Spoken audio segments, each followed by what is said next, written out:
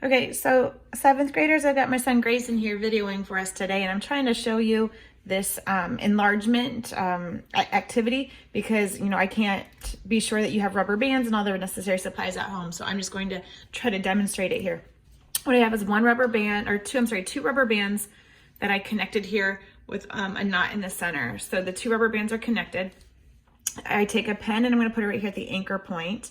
I'm going to take my pencil and attach it to the end of the rubber band. And this center knot where the 2 rubber bands come together is what I'm going to use to kind of like outline the shape. So I got to make sure that that knot stays lined up with the shape. And if you're perfectly overhead, and I know the camera is not, you can kind of see how that works. So I'm going to kind of move in a little bit. He is too, but I got to get my face in there, Grayson. So pick up the camera a little bit. Okay, so just make sure that they can watch the paper.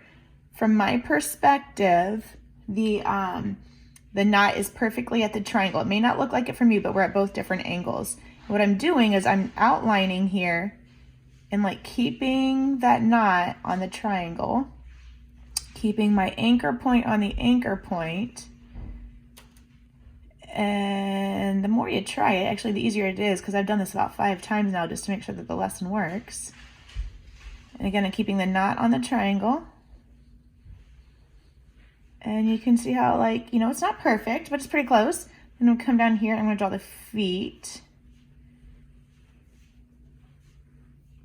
I'm gonna come over here and draw this foot. Then go up to the top to get the hat. So gotta line up my knot with the line. Oh, it goes off the paper a little bit. I ran out of room.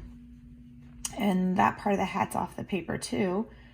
But I'll come over here and finish off the hat. So I guess my paper wasn't quite big enough, but I think you get the process. I kept that knot lined up with the shape the entire time and drew this scale figure. And so obviously, like I said, I didn't know if you would have all those supplies at home. You see how it's done.